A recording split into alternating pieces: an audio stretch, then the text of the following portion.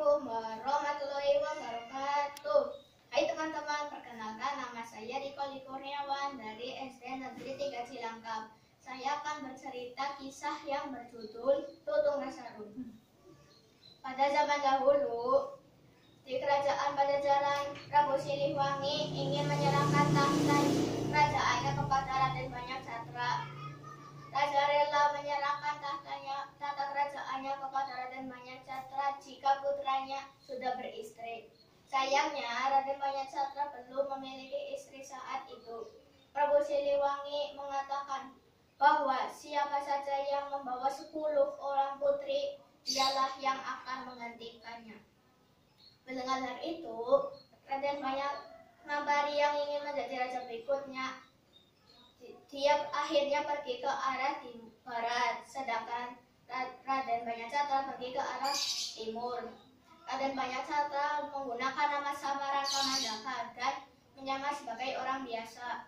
Suatu ketika, Raden Banyaksatra tiba di suatu daerah yang bernama Kadipaten Pasir Luhur. Raden Banyaksatra dan abdinya tinggal di lereng Gunung Slamet, yaitu di Desa Batur Agung.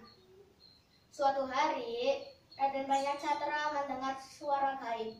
"Hoi, Banyaksatra, pindahlah ke Sawangan, tempat bertemunya Sungai Logawa dan Sungai Mengaji. Di sebuah gua yang bernama Jati Jajar, Raden Kamandaka bersemedi untuk memohon petunjuk kepada Yang Maha Kuasa." Saat bersemedi, Raden Banyaksatra mendapat wasiat kain yang jika dipakai berubah menjadi lutung. Daerah tempat Goa Kamandaka bersemedi dinamakan Kebumen. Suatu hari, Adipati Pasir Luhur berburu di hutan. Ia menemukan seekor lutung yang jinak. Lutung itu dibawa ke Kadipaten dan diberi nama Lutung Kasarung. Sang adipati memerintahkan bahwa siapa saja yang berhasil memberi makan lutung, ia berhak memeliharanya. "Makanlah lutung, makan."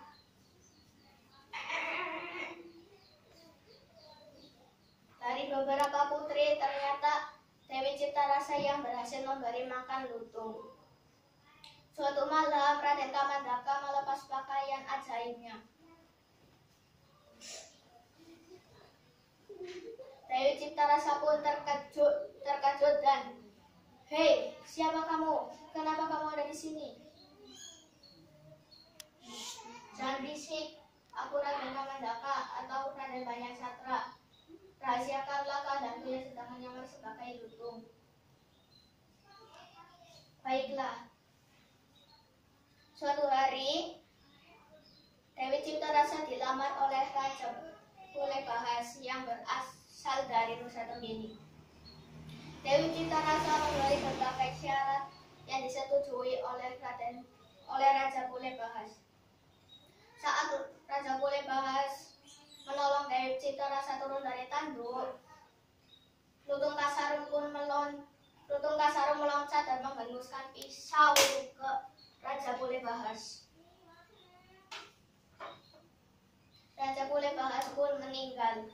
Prajurit Nusa Tenggini mengancam akan menyerang Pasir Luhur. Ayah Dewi Ciptarasa pun gelisah. Bagaimana ini jika prajurit Nusa Tenggini menyerang Pasir Luhur? Dewi Ciptarasa pun menenangkan ayahnya. "Tenanglah ayah, masalah ini akan diselesaikan oleh Raden Banyaksatra." Singkat cerita, Dewi Ciptarasa dinikahkan dengan Raden Banyaksatra dan dibawa pulang ke kerajaan Pajajaran. Sepulangnya Raden Banyaksatra ke kerajaan Pajajaran, ternyata Prabu Siliwangi sudah memilih Raden Banyaksatra sebagai penerus tahtanya. Tidak lama kemudian, datanglah utusan dari Pasir Luhur melaporkan bahwa Kadipaten Pasir Luhur akan diserang oleh prajurit Nusa Tenggini. "Maaf Raden, saya melaporkan bahwa prajurit Kasiluhur akan diserang oleh Adipati Jurangbahas. Baiklah, kita akan menghadapi serangan Adipati Jurangbahas. Raden Banyasatra dan Raden Banyakampar meminta izin pulang ke Kasiluhur dengan membawa prajurit Pajajaran. Sesampainya di Kasiluhur terjadilah peperangan yang sangat sengit, dan akhirnya Kasiluhur menang dan kembali aman. Setelah peperangan tersebut, Adipati Kasiluhur semakin percaya kepada Raden Banyasatra dan menyerahkan Kadipaten Kasiluhur kepada Raden Banyasatra. Adipati Banyasatra memimpin Kadipaten Kasiluhur dengan bijaksana. Kehidupan masyarakat pun menjadi aman, damai, dan sejahtera. Demikian cerita Lutung Kasarung. Semoga kita mendapat amanah dari cerita ini. Terima kasih teman-teman sudah mendengarkan cerita ini. Wassalamualaikum warahmatullahi wabarakatuh.